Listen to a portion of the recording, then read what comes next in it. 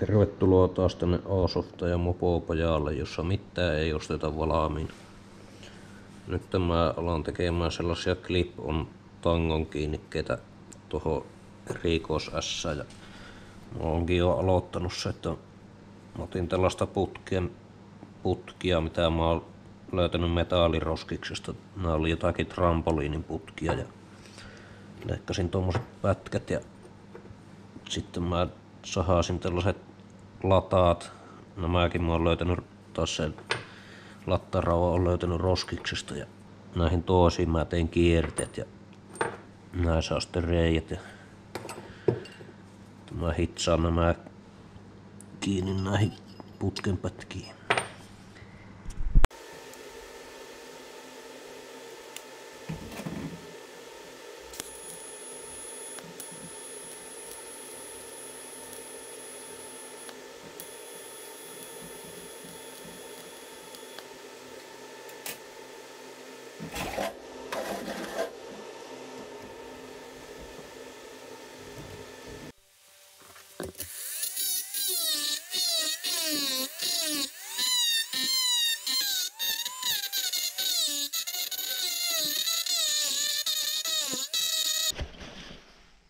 No niin, nämä sopii nyt tähän ja tuntuisi tarttuvan ihan hyvin toi. Sitten otetaan tämä 110 alkuperäinen ohjaustanko ja otetaan sitten nämä pätkät.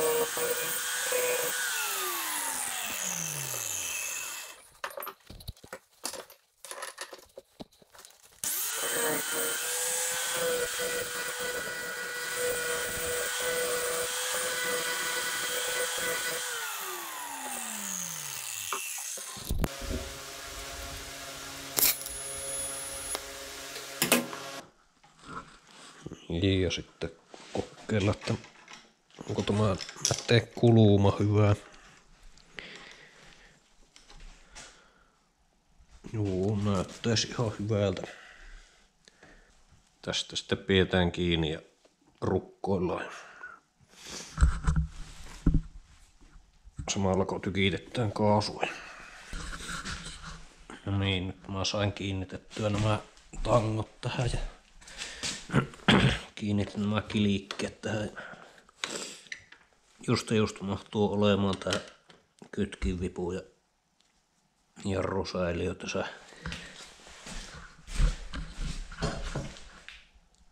Kyllähän tässä oikeasti tulee melko kapea ajo-asento. Luulisin, että pienenee ilmanvastus aika merkittävästi. Jos mä pääsin tuolla itse tehyllä sylinterillä silloin viime vuonna, pääsinköhän mä 90, niin luulisin, että nyt pääsis jo ainakin sitä 100 helposti. On paljon pienempi pinta-ala. Pääsee enemmän kyyryyn tässä.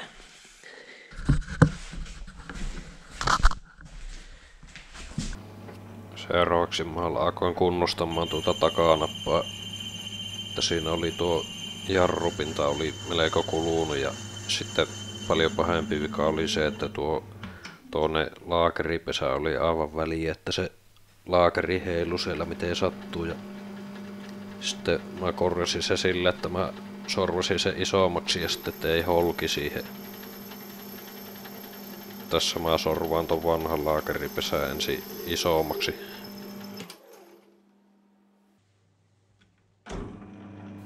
Sitten mä alkoin tekemään sitä uutta holkkia tollasesta alumiinikalikasta, minkä mä oon valaannut aikaisemmin.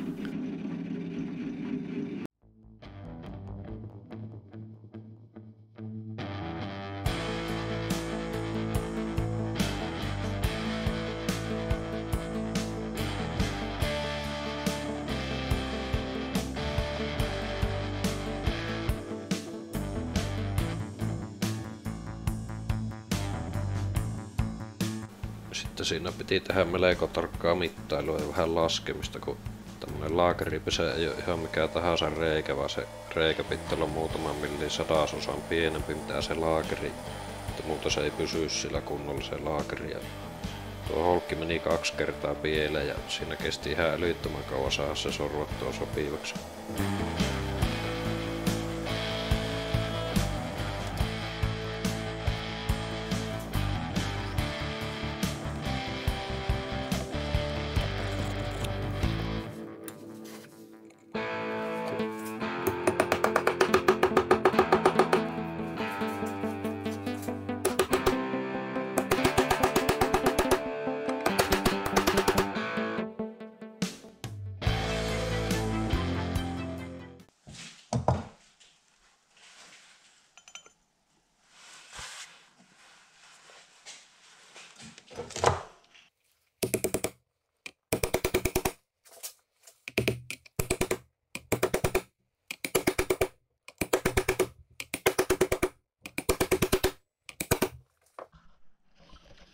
No niin, ja nyt sain tehtyä tämä takana vaan laakeripesän holokituksen. Sitä ei meinaa nähdä, mutta siellä on 1,5 milliä vahva alumiiniholokki tuossa. Mä suunnittelin, että tähän koko hommaan menisi ehkä 1,5 tuntia, mutta siihen meni joku 5 tuntia. Se piti niin tarkkaan sorvata ja mitata nuo halakasiat, että se sattui siihen niinkö 3/4 milli toleranssi, että se on sopivan tiukasti se laakeri tulla pesäänsä, mutta kyllä se vaan piruun onnistui, että se piti hakata sinne ja pyssyy siellä nyt. Sitten mä alkoin tekemään tuota takarattaan kiinnitystä ja ne alkuperäiset Hondan kiinnityspultit oli liian isot ja sille kierteelle ei löytynyt sopivia uppokantaruuveja, niin mä tein sitten sellaisen patentin, että mä katkasin nuo Honda-pultit ja tein sinne sisään M8 kierteen ja nämä toimii sitten adaptereina ja se rataas tulee M8 ruuveilla kiinni.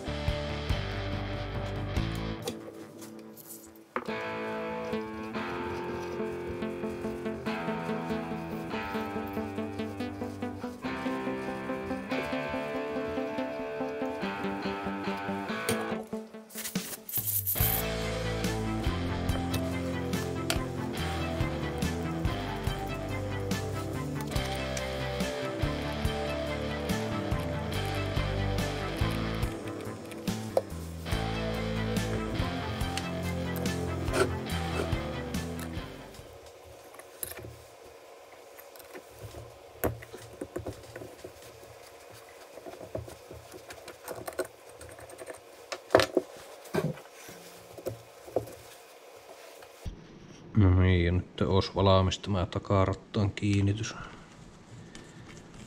Siinä on nyt 8 millin kierteet. Muutenkin olisi nyt valmis tämä takanapa. Siellä on jarrupinta sorvattu ja laakerin paikka on holkitettu. Uudet laakerit. Niin, nyt mä aion aloittaa se operaatio, että mä laitan ne kassaan tämän taka-avanteen. Mulla on tässä nämä pinnat ja nipaat ja mä sitruunahapossa puhdistin nämä ruostesta. Tosi hyvin lähti ruostet. Nyt mä vielä käytän nämä nipaat tuossa ultra-äänipesurissa, että lähtee tuolta kierteettä sisältä se irtoruoste.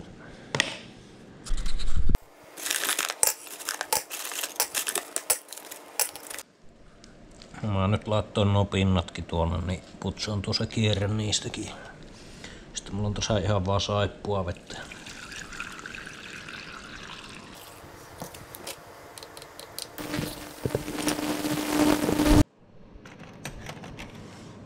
Niin ja näyttää, että tuli oikeinkin puhtaita. On siellä vielä jonkun verran ruostetörkyä tuossa kannassa.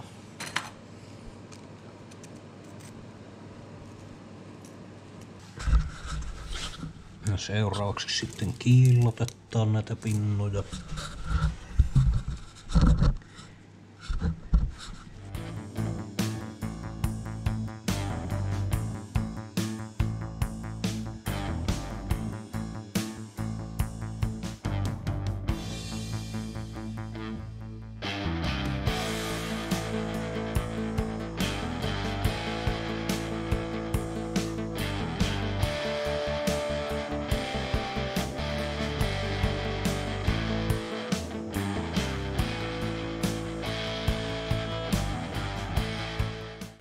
No niin, nyt olisi nämä pinnat kiillotettu ja kauan siinä kesti, mutta kyllä se kannatti.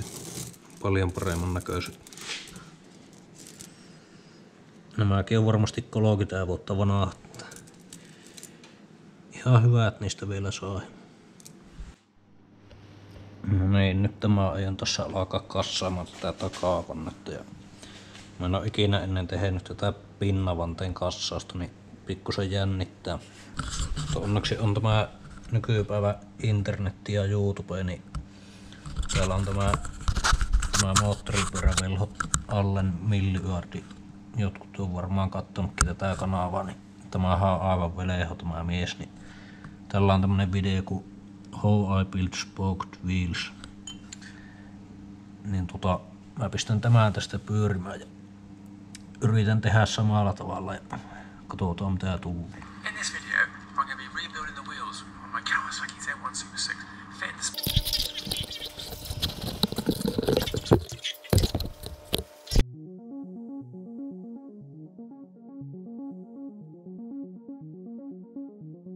fitting the hole you start on is just leading the hole above.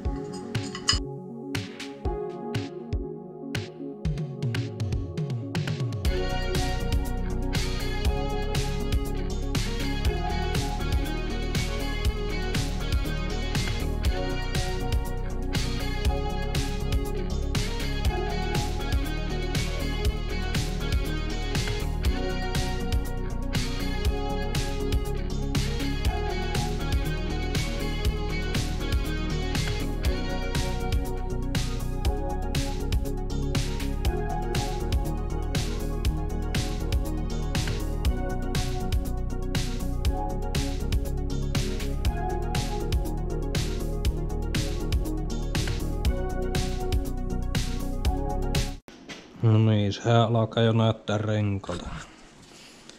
Sehän sujuu paljon odotettua paremmin, että oikeastaan ei sanoisi, että ei ole edes vaikea homma.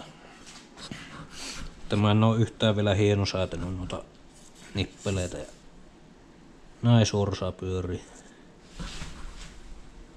Pikkusen on pystysuunnossa. Tää tulee ylös alas suunnossa vipaattaa. Se pitäisi olla aika helppo säätää.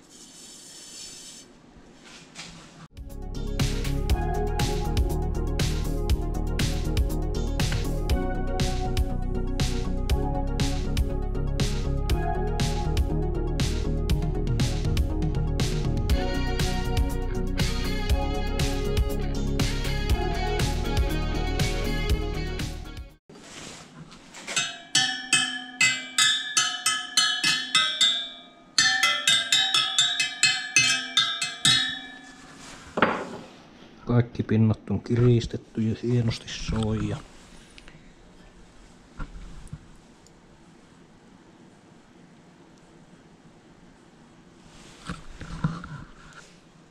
Tällä mittarilla heittoa tuli semmonen 0,15–0,2 milliä. Pitäis kyllä riittää ihan hyvin. Joo, ei ollut kovin hankala homma tämä, että suosittelen. Sitten mä asensin nuo uudet kumit noihin vanteille ja ne olikin kohtuu helppo saada kiinni, että mä käytin 2 perusrengasrautaa ja saippua vettä siinä apuna. Ja tässä sisäkumirenkaiden asentamisessa pitää olla tarkkana siinä, että ei nipistä tuota sisäkumia rikki sillä rengasraudalla. Ja joskus vuosia sitten mä yritin vaihtaa itse 110 murran takakumia, niin siihen sisäkumiin tuli aina uusi reikä, kun sen väänsi kiinni. Ja sitten lopulta siinä meni hermot ja vei rengasliikkeeseen sen. Ja tämä onneksi sujuu helposti sitten.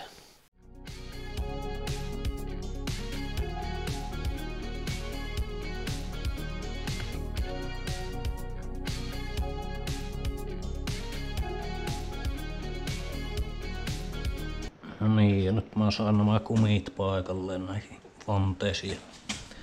Se oli ihan helppo homma, että tää etukumi oli oikeastaan vielä helpompi mitä mä luulin. Tai oli helpompi mitä tuo takavanne. Mä luulin, että tää etuvanteen kanssa saisi tapeilla, kun tää on noin kapia tää kumi, mutta on se vähän tolleen vähän hölmön näköinen tuo vanteen reuna tuossa, mutta kyllähän tuo ihan toimiva.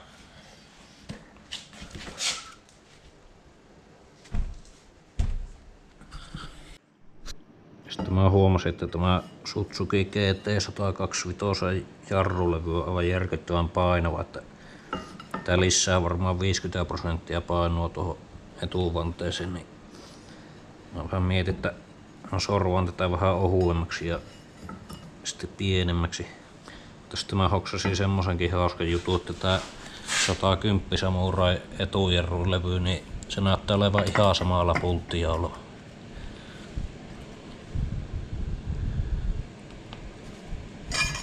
Jopa tuo jarrulevyn keskireikä näyttää olevan suunnilleen samaan kokoinen. On kyllä melko käsittämätöntä, miten voi olla. Mä veikkaan, että kun ne kiinalaiset on alkanut tekemään näitä 110 mopoja, niin se on tää etunapaakin varmaan kopioitu jostain japanilaisesta pyörästä. Varmaan jostain Hondasta tai sitten Suzukista.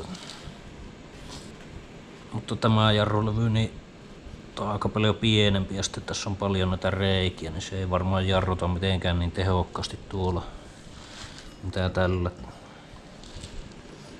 Kyllähän se on aina hyvä olla tehokas etujarru, niin ehkä mä kuitenkin laitan tämän jarrulevy, jos mä saan sorvattua tätä tarpeeksi kevyeksi.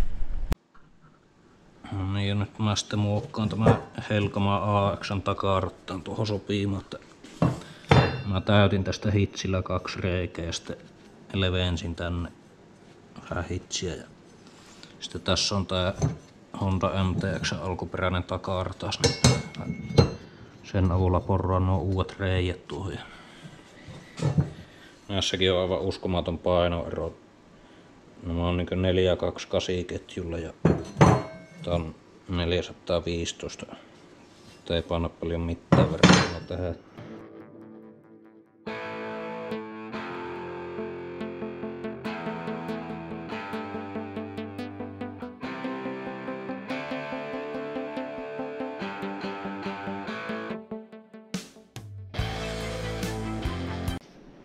No niin, nyt mulla on nää renkaat tässä paikallaan ja takarataas on melkein kiinni, että siitä pitää vielä odottaa, että Kiinasta tulee ne kuppokantaruuvit noihin. Sitten mä mallasin tätä SM-penkkiä tähän ja no se ihan liian pitkä ja liian leviäkin, että mä joko leikkaan tuota penkkiä tai sitten teen kokonaan uuden. Mä sitten ajattelin, että vois alkaa hahmottelemaan sitä tankkia, että se vois alkaa täältä se tankki ja sitten se pitäisi olla semmonen aika korkea, että siinä voi maata päällä siinä tankin päällä. Mä kokeilin sitä ajoasentoa, niin ei siinä ilman tankkia ei pysty kyllä olemaan, kun joutuu kannattelee ittiä käsillä niin paljon, että se pitää saada se tankki siihen, että siinä voi edes mennä siihen ajoasentoon. Tässä on pieni teaserikuva siitä tankista, mikä tehdään seuraavassa osassa, ja kiitoksia katsomisesta, ja se on moro.